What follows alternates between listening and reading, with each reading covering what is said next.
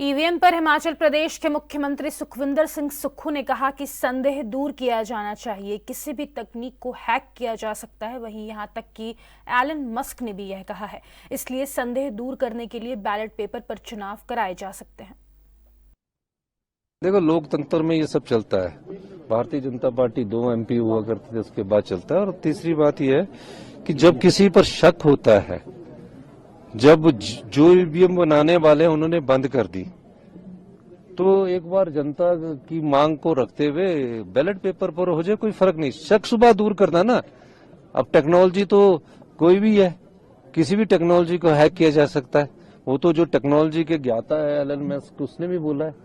तो अगर शक दूर करना हो तो एक बार हिंदुस्तान में बैलेट पेपर पर भी चुनाव हो जाए तो शक।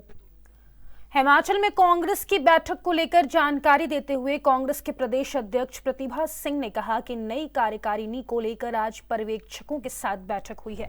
पार्टी हाईकमान ने नई कार्यकारिणी के गठन और सरकार और संगठन में तालमेल को लेकर पर्यवेक्षकों को भेजा है, जो पार्टी नेताओं से बैठक के बाद जमीनी स्तर पर भी जिलों का दौरा कर पार्टी कार्यकर्ताओं से फीडबैक लेंगे और हाईकमान को अपनी रिपोर्ट सौंपेंगे, जिसके बाद नई कार्यकारिणी का गठन होगा।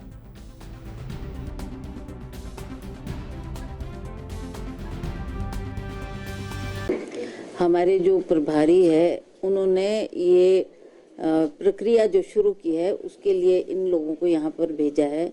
इनको जिम्मेवारी दी है पार्टी की तरफ से कि आप जाकर वहाँ की स्थिति को जानें, वहाँ के सीनियर लोगों से बातचीत करें, उनकी मीटिंग में आप शामिल हों और क्या फीडबैक आपको मिलता है, फिर उसके अकॉर्डिंगली हमने जो संगठन बनाना है उसमें किन किन लोगों को हम आगे लाने का प्रयास करेंगे, किन को हमने डिस्ट्रिक्ट की जिम्मेवारी देनी है, किन को ब्लॉक में लगाना है, किन को जनरल सेक्रेटरी लगाना है, किन को सेक्रेटरीज लगाना है।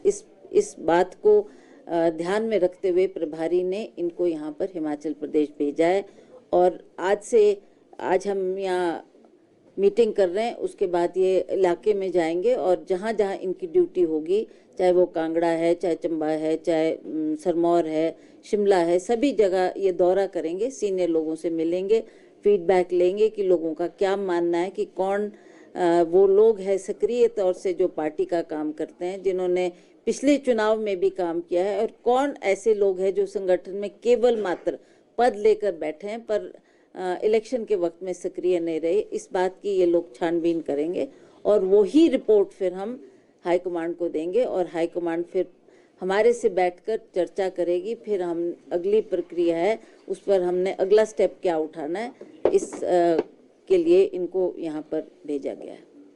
क्या इसमें ये भी डिस्कशन होगा जो पार्टी और गवर्नमेंट के लिए किस तरह से कोऑर्डिनेशन बना रहेगा? हाँ, ये भी एक बहुत अहम रोल है जो अभी इनको ये भी जिम्मेवारी दी गई है कि आप ये देखें सरकार किस तरीके से काम कर रही है, कहाँ कुछ कमी रह गई है, उसको भी हमने पूरा करना है और एक तालमेल संगठन और सरकार के बीच में बनाने की आवश्यकता है, जिसमें कुछ संगठन के लोग भी हों और वो उनको जिम्मेवारी दी जाए ताकि वो भी संगठन में भी काम करे और सरकार के माध्यम से जो हमारे काम हो रहे हैं उसका प्रचार भी जाकर लोगों के बीच में। सही है कि पार्टी की मजबूती के लिए हम लोग यहाँ भी काम करेंगे। आपने पिछले विधानसभा में भी देखा कि पिछले विधानसभा में भी हमारे पार्टी के लोगों ने, वर्करों ने बहुत कमर तोड़कर मेहनत की है और पार्टी को दोबारा सत्ता में लाया है। उसी तरह से हमारे चाहे निगम बोर्ड के इलेक्शन हुए हैं, यहाँ भी शिमला का नगर निगम जो उसका इलेक्शन हुए उसमें भी हमारी पार्टी के कार्यकर्ताओं ने